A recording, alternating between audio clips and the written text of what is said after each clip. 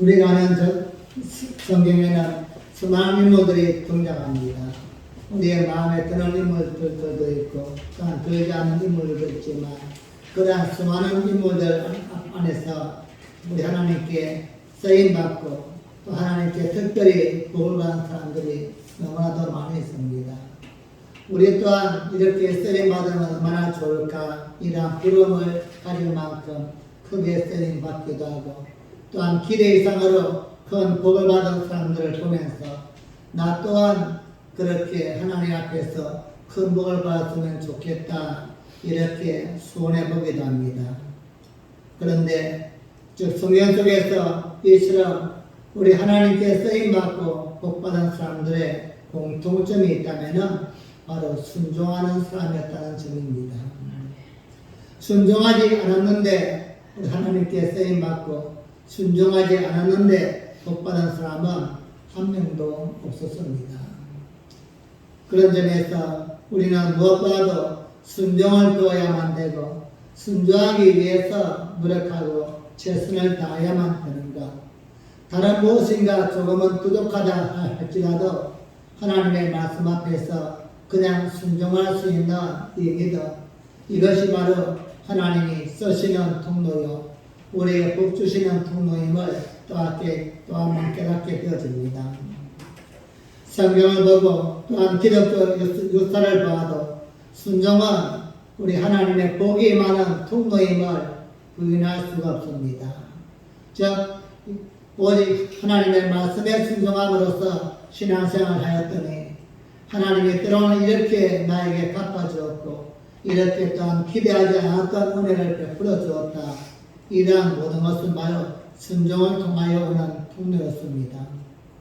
그래서 우리는 성경을 통해서 성경의 인물들을 통해서 우리가 부러워하고 닮고 싶어하는 만큼 무엇보다도 순종을 배워야만 됩니다. 오늘 읽은 본문에는 순종을 가르쳐주고 있습니다. 오늘 본문 속에는 멜기세덱이라는 이름이 등장합니다. 멜기세덱이라는 이름은 창세기 14장에 처음으로 등장하는데 멜기세덱이라는 이름은 의의 왕이라는 뜻이고 그는 또한 살렘의 왕이며 제사장이다 이렇게 설명합니다. 그를 또한 설명할 때 부모도 없고 족보도 없고 출생일도 알 수 없는 신비한 존재요 신적 존재임을 방불케 합니다. 창세기 14장을 보면 멜기세덱이 롯을 즉 구출하고 들어오는 아브라함을 환대하면서 축복해 줍니다. 그러자 이 아브라함은 그가 소유한 10분의 1을 멜기세덱에게 드립니다. 당시에는 아브라함 가족 외에는 믿음으로 사는 가정이 없었습니다. 더군다나 아브라함을 축복하시는 사람은 더더욱 없었습니다. 그래서 시편 110편 4절을 보면 이 멜기세덱을 소개하기를 왕으로 소개하며 영원한 제사장이다 이렇게 소개하고 있습니다. 또한 히브리서 5장, 6장, 7장에서는 멜기세덱이 영원한 대제사장이며 하나님의 아들인 예수님의 모형이다 이렇게 설명합니다. 다시 말해서 예수님의 모형이적 멜기세덱이요 멜기세덱이적 예수님이 앞으로 행하실 그러한 모습을 보여줬다는 것입니다. 또한 아브라함이 이 멜기세덱 즉 예수님에게 순종했던 것입니다. 성경은 이렇게 설명한 데는 큰 이유가 있습니다. 우리 오늘날 즉 목사가 축복 기도하고 또한 안수하고 복을 비는 것을 또한 대수롭지 않게 생각하지만 당시의 유대인들은 대제사장은 가장 위대한 사람이요 존경받는 그러한 인물 중에 한 명이었습니다. 즉 제사장이 자신들을 위해서 기도해주고 또한 복을 빌어주는 것은 큰 축복 중에 축복이요 무엇과도 바꿀 수 없는 엄청난 사건으로 여겼습니다. 더군다나 멜기세덱은 제사장으로서 신비한 인물 중에 신비한 인물입니다. 성경은 그만큼 우리 예수님에 대해서 위대하고 신비한 인물로 우리에게 소개하고 있습니다. 그런데 그렇게 놀라운 분이신, 그렇게 신비로우신 예수님께서 오늘 본문에 순종을 이야기하고 있습니다. 그분이 순종하셨다 우리에게 소개합니다. 우리가 오늘 읽은 이 히브리서는 특성상 정확한 기록자가 누군지를 알지 못합니다. 다양한 인물이 기록하였는지 아니면 유대인들이 적었던 그러한 글들을 모아서 편집한 것인지 아니면 사도들이나 예수님의 제자들이 기록하였는가 정확한 기록자를 소개하지 못하고 있습니다. 하지만 그럼에도 불구하고 이 히브리서는 즉 유대인들에게 보내지는 편지인 것만큼은 분명하였던 것입니다. 즉 믿음의 사람들에게 보내진 편지입니다. 그러기에 이 히브리서를 기록한 사람은 성령의 감동을 받아서 하나님의 뜻을 그 속에 품고서 믿음의 사람들이 멜기세덱 같은 예수님에게 어떻게 순종해야 할 것인가 이 내용을 자세하게 기록한 내용이 바로 히브리서입니다. 우리는 히브리서를 믿음장이다 이렇게 이야기하지만 더불어 히브리서는 순종장입니다. 순종을 이야기하고 있습니다. 그래서 결론적으로 이야기한다면 믿음은 무엇으로 증명되어지는가? 순종을 통하여서 증명되어진다는 겁니다. 즉 히브리서가 믿음을 이야기하고 믿음의 사람들을 수없이 이야기하고 있는데 그렇게 우리에게 소개하고 있는 믿음의 사람들은 하나같이 다 순종의 인물들이었습니다. 이스라엘 백성들이 순종함을 인하여서 그들이 하나님의 은혜와 축복을 받았고 또한 즉 믿음 안에서 하나님의 말씀 말도 안 되는 그러한 이야기지만 순종을 통하여서 그들이 어떠한 삶을 사는가를 자세하게 보여주는 책이 바로 히브리서 책입니다. 이 책은 왜 순종을 이야기하고 있습니까? 바로 순종이 믿음의 사람에게 축복의 통로이기 때문입니다.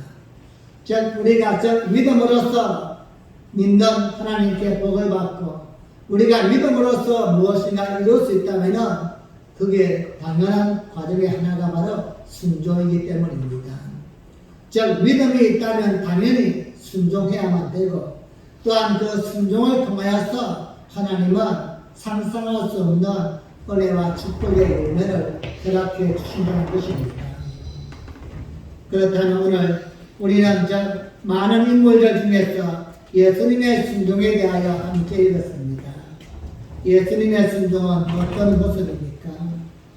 성경 속에 기록되어 있는 많은 위대한 인물들이 있지만 또한 우리가 배우고 담고 싶어하는 많은 순종의 모습이 있지만 아마도 순종의 예표, 순종의 모델은 예수님이 아닐까. 즉 우리가 닮아가야 될 그런 순종의 모습은 다른 신앙인도 있지만 바로 예수님이 가장 근본이요 완벽한 순종의 표상이기 때문입니다. 예수님은 어떤 모습으로 순종했습니까? 오늘 이 시대를 살아가는 여러분과 제가 배워야 될 순종의 자세, 다시 말씀드려서 예수님이 보여주신 순종의 모습은 무엇입니까?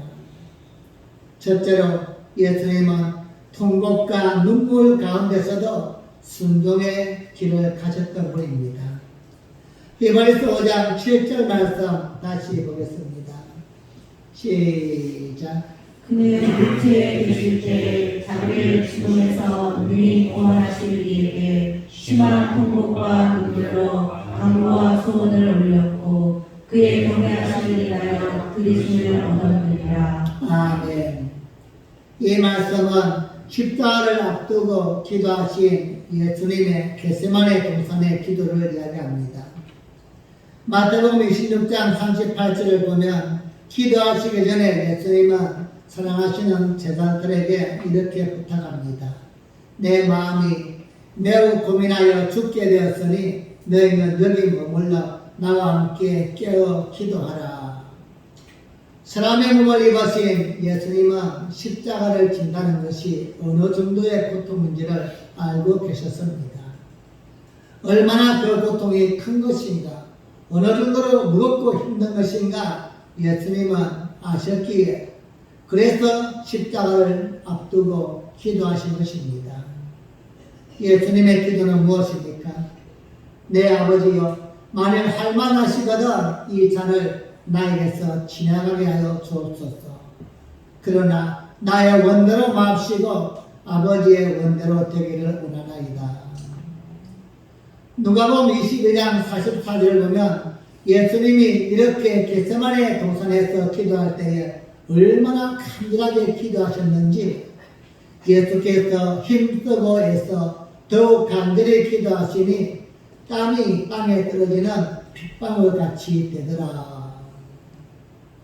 기도하실 때 얼마나 간절하게 기도하시는지 땀을 흘리며 기도하시는데 그 땀이 시간이 흐르면서 핏방울 같이 변했다는 것입니다. 기도를 많이 해보신 분은 압니다. 특별히 여러분 산기도를 가보신 분들은 산에서 기도하면 절대 땀이 안 납니다. 시원하니까요. 그런데 그 기도가 간절해지면 다릅니다. 그냥 근성으로 듣는 기도는 절대 땀이 안 납니다. 하지만 내가 이 기도를 통하여 하나님의 응답을 받아야만 되고 하나님의 응답하지 않으면 안 된다, 이러한 절박한 마음으로 기도하면 모양이 달라져집니다. 나도 모르게 땀이 나게 되어 있고 나도 모르게 몸이 뜨거워지고 주체할 수 없을 만큼 그러한 상태가 되어진다는 것입니다. 저는 이 표현이 과장법인 줄 알았습니다. 아니 어떻게 아무리 힘써 기도하여도 땀이 피가 될 수 있을까? 그런데 언젠가 들었던 이야기가 기억났습니다. 한 지인으로부터 들은 이야기인데 그 집에 저 딸이 처음 아이를 낳는데 힘을 쓸 줄을 몰랐어. 여름이 있어야만 되는데 그것도 그냥 무조건 힘을 쓰다가 실핏줄이 터져서 손과 발에 피가 났다는 거예요. 저는 그 이야기를 생각하면서 아하, 예수님도 그런 모습이 아니었을까. 힘을 다해서 용을 쓰면서 몸부림치면서 기도하다 보니까 실핏줄이 터져서 그것이 땀방울에 같이 섞여서 나오지 않았겠는가. 우리 예수님 겟세마네 동산의 기도는 간절했습니다. 만일 할만하시거든 이 잔을 나에게서 지나가게 하여 주옵소서. 그러나 나의 원대로 마시고 아버지의 원대로 하옵소서. 예수님의 기도의 결론은 무엇입니까? 눈물과 통곡 가운데서도 하나님의 뜻에 순종하기 위해서 기도하셨던 것입니다. 벗어나거나 외면하기 위해서 기도한 것이 아니라 그렇게 몸부림치면서 기도드린 이유가 있다면 사명을 잘 감당하기 위해서.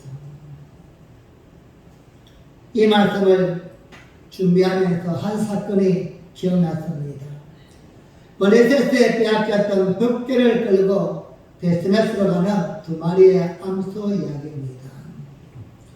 이스라엘과 블레셋이 전쟁을 하게 됐는데 이스라엘은 전쟁 때마다 하나님의 말씀을 순종하면서 법궤를 가지고 나왔습니다.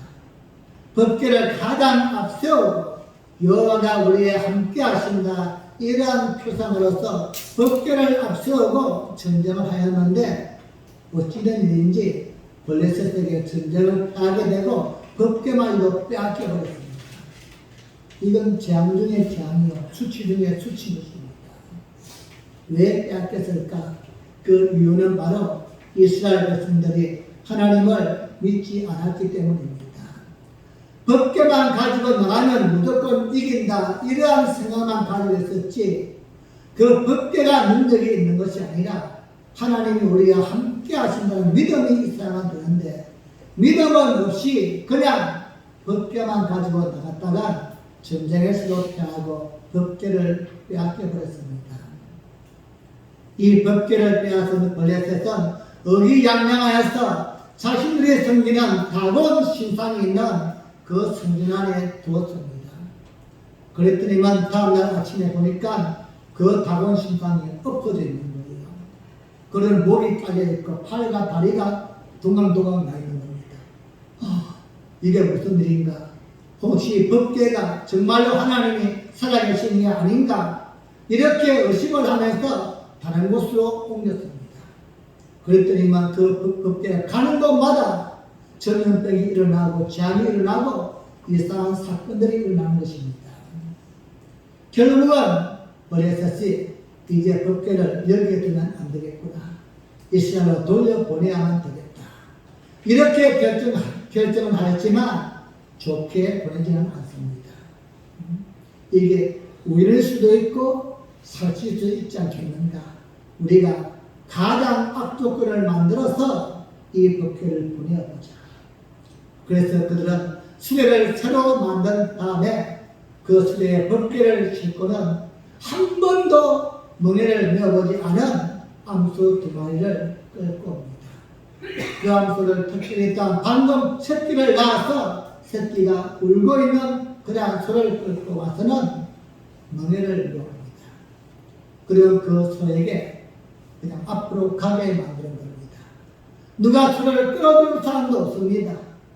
이 소 갖다가 멍에를 메어 본 적도 없습니다. 그럼에도 불구하고 이렇게 했으나도 만약에 이 법계가 베스메스를 향하여 바로 간다면은 하나님은 정말 살아계신 것이다. 누가 끌지 아니해도 또 짐도 메어본 적이 없지만 하지만 안 갈 거라면은 엉뚱한 곳으로 간다면은 이건 우연이다. 이렇게 결론을 짓고는 2마리의 암소에게 멍에를 놓습니다. 어떻게 되었습니까? 사무엘상 6장 12절 말씀입니다. 시작. 암소가 베스메스 길로 바로 향하여 대로로 가며 갈대에 울고 좌우로 치우치지 아니하였고 블레셋 방백들은 베스메스 경계까지 따라가더라. 아멘. 블레셋 백성들이 따라가면서 과연 소가 어디를 갈까 어떻게 갈까 지켜봤는데 2마리의 암소가 갈 때 울면서 왜 울까요? 떼어놓은 새끼 소리가 들리는 겁니다. 어미를 찾는 그 소리를 외면하면서까지도 한 번도 멍에를 메어보지 않았지만 고통스럽지만 그 불편한 멍에를 메웠어도 좌우나 우로나 치우치지 아니하고 베스메스를 향하여 들어갔다. 사랑하는 여러분, 2마리의 암소는 울면서 갑니다. 울면서 앞으로 갔습니다. 아마 이 모습은 예수님의 모습이 아니었을까.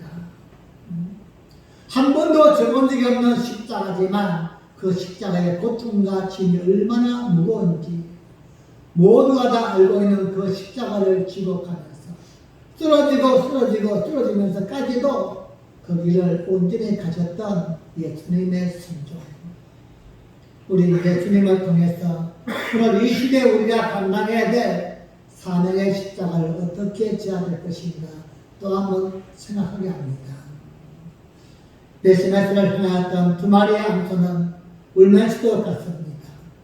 여러분, 소도 말 못하는 소도 자신의 주어진 사명을 감당했다는 것입니다. 우리 또한 우리에게 주어진 삶이 끝나는 그날까지 주시는 말씀 앞에 순종하여서 우리 예수님 통곡과 눈물로서 자신의 길을 갔듯이 베스메스를 향했던 2마리의 암소는 울면서도 힘들지만 그 길을 갔듯이 우리 또한 하나님 말씀에 끝까지 순종하며 가는 귀한 삶이 되어지기를 예수님의 이름으로 간절히 축복합니다. 두 번째로 예수님에게 배우는 순종은 예수님은 아들이면서도 순종하셨다는 것입니다. 예수님은 전능하신 하나님의 독생자입니다. 아니, 예수님이 곧 하나님이십니다. 그렇다면 그렇게 힘든 십자가를 외면할 수도 있고 부인할 수도 있을 것입니다. 그럼에도 불구하고 예수님은 끝까지 그 십자가를 감당했다는 것입니다. 이러한 예수님의 순종의 모습을 빌립보서는 이렇게 설명합니다. 빌립보서 2장 6절로 8절 말씀입니다. 시작. 그는 근본 하나님의 본체시라 하나님과 동등됨을 취할 것으로 여기지 아니하시고 오히려 자기를 비어 종의 형체를 가져 사람들과 같이 되었고 사람의 모양으로 나타나셨으되 자기를 낮추시고 죽기까지 복종하셨으니 곧 십자가에 죽으시니라. 아멘. 그런 근본 하나님의 본체시나 하나님과 같은 분이시고 같은 능력을 가지고 계시지만 동등됨을 취하지 아니하시고 오히려 자기를 비웠다. 즉 자신을 내려놓았다는 것입니다. 무엇을 위해서? 자신에게 주어진 십자가를 감당하기 위해서. 순종할 수 없는 상황에서 순종함으로 복을 받은 많은 사람들이 성경에 기록되어 있습니다. 그 중에 아브라함은 100세에 낳은 아들을 하나님이 번제로 드리라는 그 말씀에 순종해서 아들을 결박하여서 제단 위에 놓고 칼로서 죽이려고 합니다. 그 결과 하나님께 믿음을 인정받게 되어지고 그 순종으로서 그 시간부터 믿음의 조상으로 인정받게 됩니다. 이삭 또한 자신을 그렇게 번제물로 드리려는 아버지에게 순종합니다. 이유는 알 수 없지만 아버지가 나를 하나님께 드리려고 한다면 나는 드려줘야지. 그냥 바보같이 순종하는 것입니다. 이삭의 일생에서 이삭 그 한 번의 순종을 통하여서 복을 받고 하나님이 함께하는 인생을 살게 되어집니다. 노아나 예레미야나 아니면 아버리야 아니면 아브라함이나 성경 속에 기록된 많은 인물들이 마지막이 잘 되었고 하나님께 인정받는 인물들이 되었지만 그들은 처음부터 그렇게 잘한 점은 별로 없었습니다. 우리가 아는 아브라함은 갈대오를 떠난 후에 그런 긴 25년의 긴 시간 동안에 하나님의 말씀에만 순종한 것은 아니었습니다. 몇 번씩이나 말씀을 거역하고 자신의 뜻대로 자신의 생활대로 행동하고 결정했습니다. 그래서 어쩌면 하나님은 100세 때까지도 아브라함을 믿었지만 믿지를 못하고서 계속해서 시험을 하지 않는가. 마지막 독자 이삭을 바치라고 하면서까지도 그가 갈대오를 낳은 후에 75세에 나와서 그 후에 한 번도 하나님을 거역하지 아니하고 순종했다면 아마 그러한 혹독한 아들을 바치라는 시험을 하나님이 말씀하지 않았을 것입니다. 이러한 많은 고통과 분의 가정들을 겪어 나갔는데 이삭은 특이하게도 고통이 없습니다. 이삭은 어려움을 당한 적이 없습니다. 그는 죽을 때까지 특별히 변한 것도 없지만 어려움을 당하든지 환난을 당하든지 이러한 위기를 당한 적이 없다는 것입니다. 그 이유가 뭘까? 바로 순종하는 인물이기 때문입니다. 여러분, 순종한 사람은 절대 부딪히지 않습니다. 순종한 사람은 원수가 없습니다. 순종한 사람만큼은 하나님이 평범하게 모든 문제 없이 일률적으로 인도하심을 성경 속에서 깨닫게 합니다. 창세기 12장을 보면 아브라함을 하나님이 부르십니다. 그리고 그를 지시한 땅 가나안 땅에 머물게 하십니다. 그런데 아브라함이 도착하자마자 그것에 기근 흉년이 들었습니다. 하나님은 그들을 떠나지 말라고 하였습니다. 내가 내게 지시한 땅 여기에서 너는 거하라고 하였지만 아브라함은 밀려오는 기근과 흉년을 이기지 못하고 점점 남쪽으로 이사를 가다가 결국은 물이 많고 풍부한 애굽 땅까지 몸을 옮기게 됩니다. 그 일로 인해서 목숨의 위협을 느끼게 되고 자신의 아내도 빼앗기는 엄청난 고통을 당하게 됩니다. 만약에 하나님이 개입하지 않았다면 자신의 아내도 빼앗기고 목숨도 잃어버리고 이러한 상황이 되어버렸습니다. 그런데 시간이 흘러 창세기 26장을 보면 이삭 때에 두 번째 흉년이 왔다 이렇게 성경 기록합니다. 즉 아브라함 때 왔던 그 흉년이 똑같은 흉년이 이삭 때에 또 온 것입니다. 이삭 또한 그 어려운 그 상황에서 그 또한 애굽으로 내려가려고 마음을 먹었습니다. 그런데 하나님이 내려가지 말라고 합니다. 너는 여기에 머물라. 현실과 상황을 보면 내려가야만 됩니다. 가축들도 다 굶어 죽게 생겼고 자신의 식솔들도 다 굶어 죽기 마련입니다. 그런데 이삭은 순종해서 거기에서 농사를 짓습니다. 여러분 가뭄때에 무슨 농사가 되겠습니까? 그런데 성경은 어떻게 기록합니까? 평소 때보다 100배의 수확을 얻었다. 하나님의 축복은 이런 것입니다. 말씀에 순종해서 내가 저기에 가서 다쳐 내려야만이, 저기에 가서 내가 뭘 해야만이 잘 될 것만 같은데 황폐하고 기온이 심한 이곳에서 하나님의 말씀에 순종해서 곡식을 심었더니만 하나님이 100배의 축복을 주었다는 것입니다. 사랑하는 여러분, 신앙의 삶은 이런 것입니다. 이해가 되기 때문이 아니라 계산이 되기 때문이 아니라 하나님을 믿기 때문에 순종할 수 있는 것. 내 생각과 방법이 아니라 하나님이 나에게 무엇이라고 말씀하셨는가 이것을 더 크게 붙들고 더 중요하게 생각하는 사람들의 그 발걸음이 바로 히브리서에 기록되어 있는 내용들입니다. 특별히 우리가 알고 있는 히브리서 11장은 믿음의 인물들을 쭉 기록해주고 있습니다. 아담이 어떻게 살았는가, 또한 아벨이 어떻게 살았는가, 에녹이 어떻게 살았는가, 또한 노아가 어떻게 살았는가, 모세가 어떻게 살았는가. 그들의 믿음만을 이야기하지만 믿음 뒤에 감춰 있는 것은 순종인 것입니다.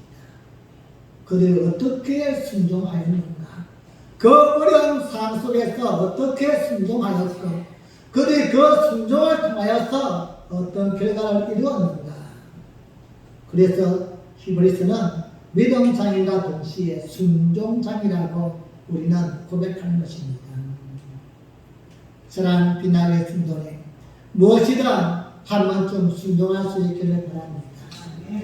우리 예수님처럼 내가 비록 어떤 자리에 있다 할지라도 나를 비워서 좀 낮아지는 것은 그 자체가 순종입니다.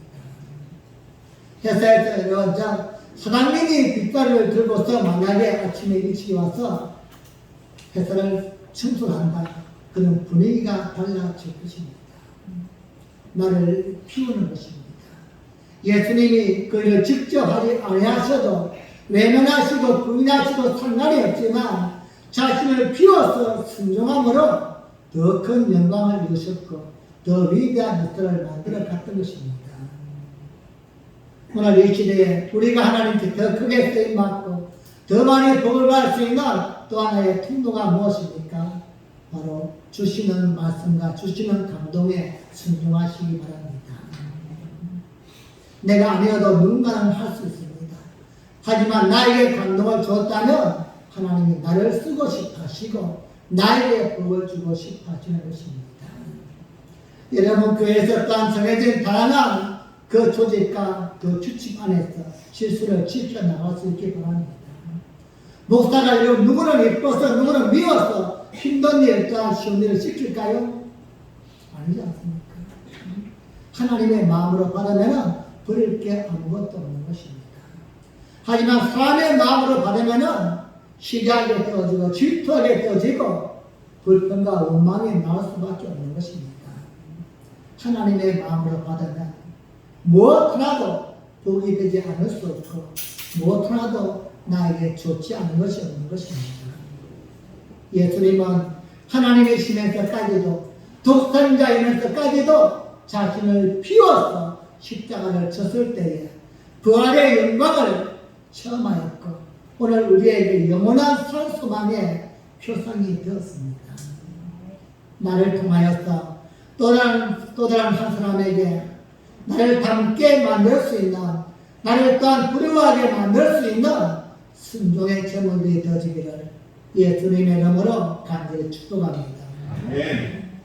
마지막 세 번째로 예수님의 순종을 통하여 배울 수 있는 것은 예수님은 순종의 본을 보여주었습니다. 너 이렇게 해, 이렇게 말로만이 아니라 예수님은 직접 순종의 본을 보여주었다는 것입니다. 우리가 가장 잘 알고 있는 요한복음 13장의 내용에서는 예수님의 저 솔선수범의 모습을 기억할 수 있습니다. 예수님과 12 제자들이 하루 종일 외부에 나가서 전도하시고 말씀을 가르치시고 환자를 고친 후에 모두가 다 피곤한 녹초가 되어서는 집에 돌아왔습니다. 모두가 다 주저앉아서 쉬고 싶은 그때에 누구 하나 대하여 물을 떠와서 예수님의 발을 씻겨주든지 아니면 자신들이 씻든지 그렇게 할 수 있을 정도 없을 만큼 지쳐있는 상황입니다. 이때 예수님이 일어나셔서 밖으로 나가서 대하여 물을 떠오십니다. 그리고 허리에 수건을 두르시고 대아들 한 명 한 명을 씻겨드리는 것입니다.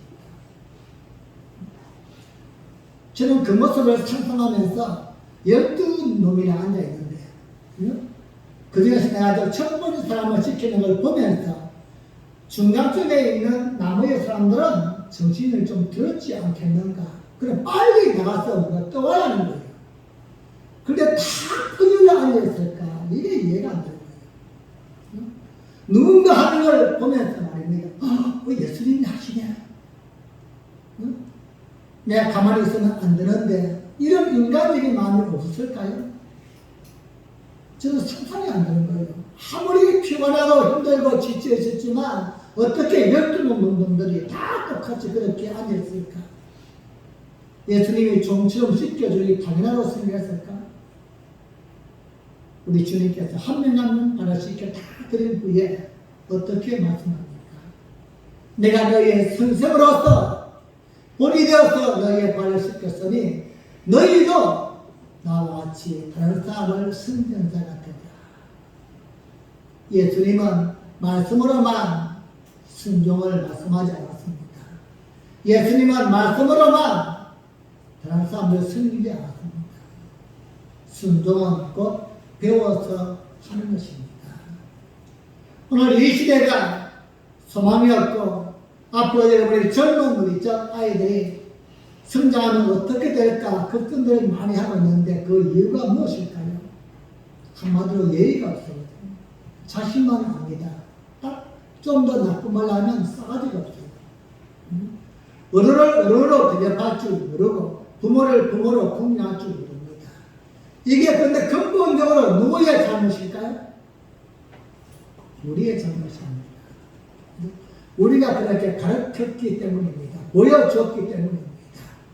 여러분 절대적으로 많이 배웠다고 대학을 나고 대학을 나왔다 해서 착하게 사는 거 절대 아닙니다. 친정엄마가 어떻게 했는가 그걸 보고 딸이 똑같이 해요.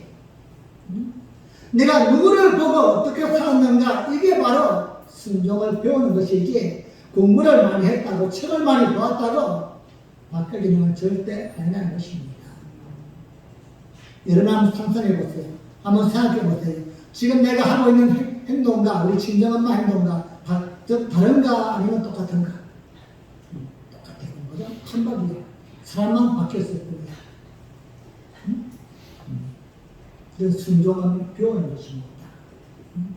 우리 예수님께서 왜 너희는 나를 본받아서 나와 같이 해라. 우리는 순종을 모르기 때문입니다. 우리가 교회 속에 들어왔지만 순종이 무엇인지 머리로만 들었지 삶을 통하여 실천해 본 적이 없습니다. 우리 몸을 통하여 배워가야만 됩니다. 내가 배우지 않으면 다른 사람에게 순종을 이야기할 수가 없습니다. 창세기에서 한 사람 아담을 통하여서 불순종이 이 땅에 이어져 왔습니다. 그런데 예수님 한 분을 통하여서 이 땅에 순종과 은혜의 길이 열리게 되었습니다. 사랑하는 여러분, 이제 우리를 통하여서 여러분과 저 한 사람을 통하여서 순종과 불순종 두 선택의 길에 갈 수 있다는 것입니다. 내가 불순종함으로 우리 교회와 또한 내 주변과 내 후손들이 대대손손 불순종의 길을 갈 수도 있고, 내가 순종함을 통하여서 우리 교회와 내 주변과 우리 후손들이 순종의 길로 갈 수도 있다는 것입니다. 오늘 나 하나가 순종함을 통하여서 나 하나로 끝나지 않고서 또 다른 삶에게 순종의 모습을 보이고 축복을 줄 수 있는 통로가 될 수 있다면 바로 우리는 순종의 삶을 살아야만 하는 것입니다. 노아가 우리 하나님의 말씀에 순종하여 살았기에 노아 한 사람뿐만이 아니라 그의 가족들이 살게 되었듯이, 즉 마지막 남은 한 끼의 식사를 놓고서 고민할 때에 그 사람한 여인이 하나님의 말씀에 순종했을 때에 오랫동안 곡식과 또한 기름이 떨어지지 아니했듯이 순종은 나만이 아니라 또 다른 삶을 살릴 수 있는 통로가 되어지는 것입니다. 이스라엘 백성들을 40년간 광야길에서 훈련시킨 하나님의 목적은 무엇입니까? 딱 하나입니다. 순종하는 백성을 만들기 위해서. 하나님 말씀이라면 계산이 되든 안 되든, 말이 되든 안 되든, 내가 해봤든 해보지 아니했든 너희는 순종한 자가 되어야 할 것입니다. 그것을 가르치기 위해서 40년간 그들을 뺑뺑이 돌린 겁니다. 그랬던 그들이 가나안 땅에 들어가서 그 마음이 바뀌지 않습니까? 그 순간부터 하나님은 그들을 또다시 돌립니다. 그것이 바로 사사기의 내용입니다. 이웃 나라가 쳐들어와서는 포로가 되어버리고, 또 하나님께 원망, 하나님께서 회개하고 그들이 돌아서면 다시 또 기회를 주고, 하나님은 언제나 순종을 가르치시는 분입니다. 그리고 이 아침에 우리에게 또 한번 하나님은 순종의 백성이 되기를 원하십니다. 다른 사람이 아니라 여러분과 저가 나 하나가 순종의 제물이 되어지면 나만 하나님께 쓰임받고 복을 받는 것이 아니라 나 때문에 우리의 주변이 삶의 둥지와 울타리가 쓰임받고 복을 받게 된다는 것을 가르쳐주고 있는 것입니다. 여러분, 그래서 우리의 믿음은 아주 중요합니다. 내 믿음이 무너지면 나 하나 끝나는 게 아니라 나 하나 순종하지 않으면 나 하나 하나님께 버림받는 것이 아니라 나 때문에 교회가 내 주변이 힘들어지고 고통당할 수가 있다는 것입니다. 나 하나가 중요함을 잊지 마시기 바랍니다. 하나님은 언제나 전체가 아니라 나 하나에게 관심을 두시고 우리에게 기회를 주시는 분이십니다. 교회는 신앙을 배우는 것입니다. 그래서 신앙은 말씀을 얼마만큼 많이 아는가 이것이 아니라 신앙을 통하여 예수님의 모습을 배우고 선배들의 모습을 배우는 것입니다. 그것은 바로 순종입니다. 예수님이 어떻게 순종하셨는가, 우리의 믿음의 선배들이 그러한 환경 속에서도 어떻게 순종할 수 있는가, 그것을 배워서 닮아가는 것입니다. 교회는 더 대단하고 더 똑똑하고 더 화려한 사람들의 모임이 아니라 누가 볼 때는 바보 같지만 하나님의 말씀 앞에 그냥 죽었듯이 순종하고 하나님이 말씀하시면은 아무 생각도 없는 사람처럼 순종하며 살아가는 자들이 모이는 것이 바로 교회인 것입니다. 여러분, 그래서 교회는 많이 똑똑하면 안 됩니다. 똑똑하면 그만큼 힘들어요. 그만큼 갈등이 심한 것입니다. 하나님의 말씀은 이것인데 내 생각은 문제는 이거니까요. 그 바울처럼 날마다 내 속에서 두 영혼이 싸우는 것이구나. 결론은 내가 져야만 하는데 내가 이기는 시간이 더 많이 있다는 것입니다. 오늘 또 교회가 성도가 세상에 보일 수 있는 것은 딱 하나입니다. 또한 세상이 우리에게 교회를 통하여 성도를 통하여 보고 싶은 것은 내가 교회를 통해서 얼마만큼 잘 되었는가 이것이 아니라 정말로 보고 싶은 것은 하나님의 말씀에 순종하는 것입니다. 내가 교회를 몇십 년을 다니고 하나님을 믿지만 하나님의 말씀 때문에 양보하고 손해보고 배려하고 순종하는 모습이 무엇이 있느냐. 세상은 그것을 보고 싶어 합니다.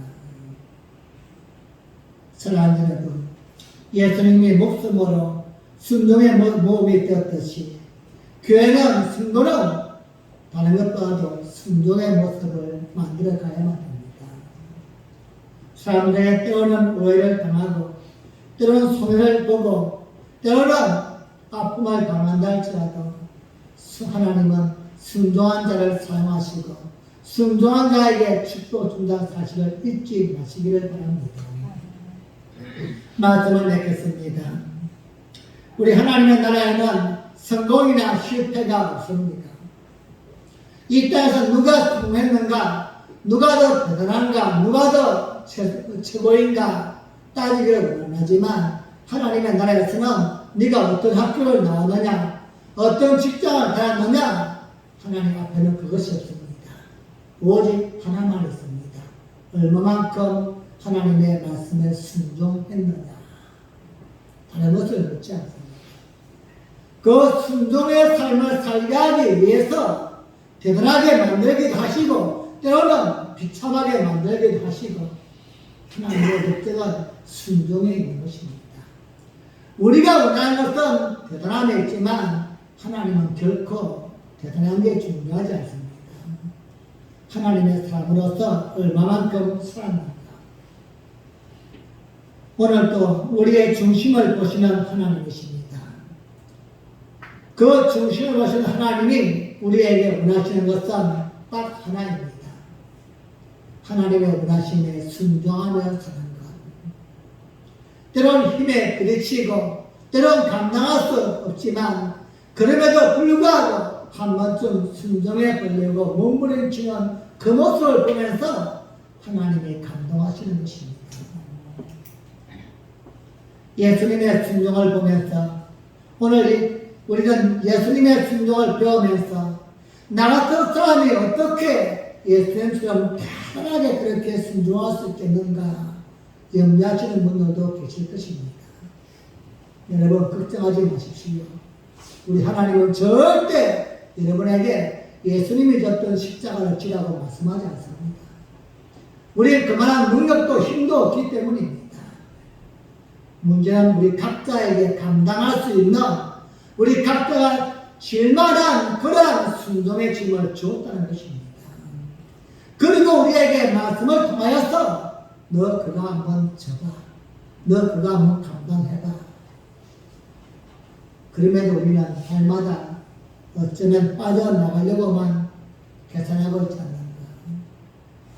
하나님 우리의 지금 모든 순종은 감당할 수 있는 순종을 믿으시기 바랍니다. 예수님 졌던 그 십자가는 우리 엄두도 내지 마십시오.